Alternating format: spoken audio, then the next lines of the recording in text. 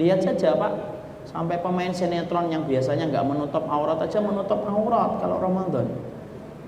Ya kan, sampai kemudian orang yang pacaran aja sadar kok kalau Ramadan itu jangan sering-sering ketemu Ramadan. Sampai orang yang bohong aja sering kemudian sadar sebentar kalau Ramadan, jangan bohong. Ini Ramadan. Seakan-akan kalau bukan Ramadan boleh bohong. Kenapa kok dijadikan khusyuk kayak gitu? Karena Allah memberikan atmosfer itu. Makanya sampai kita mendapati juga bahwasanya setan itu sampai dibelenggu oleh Allah di bulan Ramadan. Sampai akhirnya apa? Suasana khusyuk itu tercipta ketika di bulan Ramadan, ya salah satunya karena belenggu yang Allah berikan kepada setan, sehingga kemudian lebih terasa khusyuknya kita dalam ibadah. Mungkin ada yang bertanya, kok kalau dibelenggu kenapa masih banyak dosa Ustaz? Nah ini kita harus ngerti jawabannya. Karena kemudian kita harus paham, Nabi tidak mungkin dusta, Nabi tidak mungkin bohong. Para ulama salaf itu menerangkan, kenapa kok kemudian sudah dibelenggu tetapi masih banyak dosa yang di bulan Ramadan, walaupun suasana khusyuknya pun sudah tercipta. Karena kita harus paham, faktor yang mendorong orang melakukan dosa itu bukan hanya setan, nafsu pun termasuk faktor dominan yang mendorong orang itu berbuat dosa.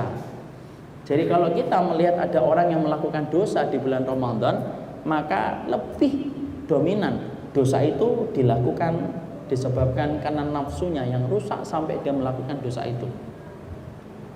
Itu kata para ulama.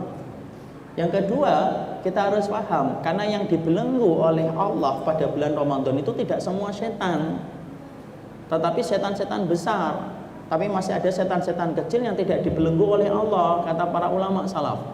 Contohnya apa? Qarin. Qarin itu tidak dibelenggu oleh Allah pada waktu bulan Ramadan. Qarin itu apa Ustaz? Qarin itu adalah jin pendamping yang selalu membisikkan satu bisikan supaya kita melakukan dosa. Ayo, tidak apa-apa, ketemu sebentar. Itu namanya qarin.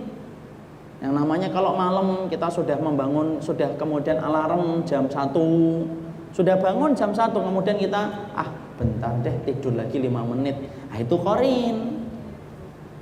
Yang biasanya kalau kemudian bapak hutangnya gampang dan kemudian sesumbar, nanti saya bayar deh di akhir bulan. Di akhir bulan sudah dapat gaji, mau bayar susah. Nah itu qarin. Dan qarin itu tidak dibelenggu oleh Allah ketika di bulan Ramadan, karena yang dibelenggu itu setan-setan besar. Makanya qarin dan nafsu itu kemudian berkolaborasi pada waktu bulan Ramadan. Makanya kenapa tetap masih ada kemaksiatan pada bulan Ramadan?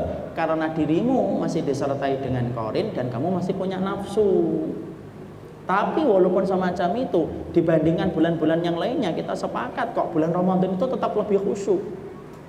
Ya, makanya inilah yang menjadikan kita memahami Allah tidak pernah memberikan itu kecuali di bulan Ramadan. Ini kalau kita paham Pak, kita akan mempersiapkan diri Mak. Makanya disinilah kita paham, kok sampai sahabat itu mempersiapkan 6 bulan.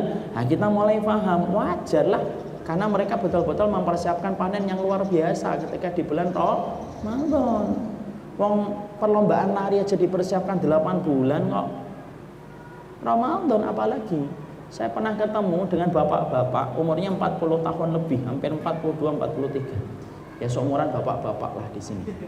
Karena saya tadi tanya ada yang angkatan 84. 84 tuh kalau saya masih belum masuk SD itu saya.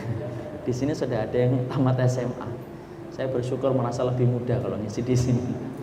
Jadi kemudian ada bapak-bapak umur 43 atau 44 pernah cerita, pernah memperlihatkan piagam. Piagam dia menyelesaikan lomba maraton 42 kilo. Seneng, dia sih tidak membanggakan, tidak riak, itu tidak hanya cerita aja. Saya udah menyelesaikan lomba maraton Ustaz 42 kilo, Masya Allah. Menang Pak? Enggak. Target saya tidak menang Ustaz, target saya menyelesaikan dari garis start sampai garis finish. Dan itu terlampaui. Saya refleks nanya, berapa lama dibutuhkan supaya bisa menyelesaikan itu Pak? Oh saya latihannya 8 bulan. Pagi saya lari, sore ketika malam saya lari, saya catetin Ustaznya. Saya baru tahu dari beliau itu ya ada jam pencatat lari itu ada khusus. Saya hitung pencapaian dari 1 kilo, 2 kilo, 3 kilo kecepatannya, sampai akhirnya target saya terpenuhi. Saya bisa menyelesaikan lomba lari 42 kilo dari garis start sampai garis finish. Dan itu ternyata 8 bulan dia mengambil persiapannya. Kita Pak memaklumi itu. Makanya kalau kemudian di situ akhirnya kita paham, pantas kalau para sahabat itu sampai mempersiapkan 6 bulan.